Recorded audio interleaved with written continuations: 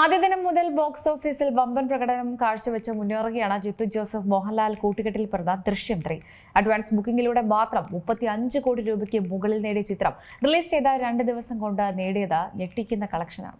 ആഗോളതലത്തിൽ നിന്ന് 76.18 കോടി രൂപയാണ് ചിത്രം 2 ദിവസം കൊണ്ട് വാരിക്കൂട്ടിയത്. വിദേശ വിപണിയിലും മികച്ച പ്രകടനം തന്നെയാണ് ചിത്രം കാഴ്ചവെക്കുന്നതും. 45 കോടി രൂപ ചിത്രം നേടിയെടുത്തിട്ടുണ്ട്. ഇന്ത്യയിലെ നെറ്റ് കളക്ഷൻ 26.90 കോടി രൂപയാണ്. ഇന്ത്യ ഗ്രോസ് കളക്ഷൻ 31.18 കോടി എന്നിങ്ങനെയാണ് സാക് നിൽക്ക് നൽകുന്ന കണക്ക്.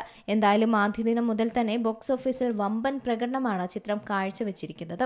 അഡ്വാൻസ് ബുക്കിംഗിലൂടെ മാത്രം 35 കോടി രൂപയ്ക്ക് മുകളിൽ നേടിയ ചിത്രം റിലീസ് ചെയ്ത 2 ദിവസം കൊണ്ട് നേടിയത് ഞെട്ടിക്കുന്ന കളക്ഷനുകൾ തന്നെയാണ്.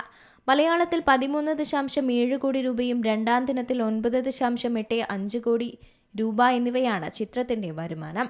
തെലുങ്കിൽ നിന്നും മാത്രം 2.20 കോടി രൂപയും ചിത്രം നേടി. ആദ്യ ദിനത്തിൽ 1.5 കോടി രൂപയാണ് നേടിയത്. രണ്ടാം ദിനത്തിൽ 0.7 ലക്ഷം രൂപ മാത്രമേ ചിത്രത്തിന് ലഭിച്ചിട്ടുള്ളൂ. തമിഴിൽ നിന്ന് 0.8 ലക്ഷം രൂപയാണ് ചിത്രം നേടിയത്. ആദ്യ ദിനം 0.45 ലക്ഷം രൂപയും രണ്ടാം ദിനത്തിൽ 0.4 ലക്ഷം രൂപയുമാണ് ചിത്രത്തിന് നേടാനായത്. മലയാളം, തെലുങ്കു, കന്നഡ, തമിഴ് എന്നീ പതിപ്പുകളിലും ചിത്രം പ്രദർശനത്തിനെത്തിയിട്ടുണ്ട്.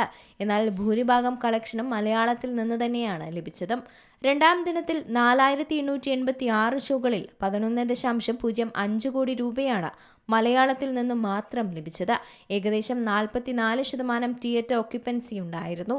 അവധിക്കാലവും വാരാന്ത്യവുമൊക്കെ ഒത്തുചേർന്നതുകൊണ്ട് തന്നെ വരും ദിവസങ്ങളിൽ സിനിമയുടെ വരുമാനം വർദ്ധിക്കാൻ തന്നെയാണ് സാധ്യതയെന്നാണ് ട്രാക്കർമാരുടെ കണക്കുകൂട്ടൽ. വിദേശ വിപണിയിലും ചിത്രത്തിന് വലിയ വരവേൽപ്പ് തന്നെയാണ് ലഭിക്കുന്നത്. 2 ദിവസം കൊണ്ട് 45 കോടി രൂപയിലധികം ചിത്രം വാരിക്കൂട്ടിയിട്ടുണ്ട്. ഫ്രാഞ്ചൈസിയിലെ 3ാമത്തെ ഭാഗമായിട്ട് മലയാള സിനിമാ ചരിത്രത്തിൽ ദൃശ്യം 3ക്കാണ് ഏറ്റവും വലിയ ഓപ്പണിംഗും ലഭിച്ചത്. വൈകാതെ ചിത്രം 100 കോടി ക്ലബിൽ കയറുമെന്ന് തന്നെയാണ് പ്രതീക്ഷിക്കുന്നത്. Entertainment desk, C Malayalam news.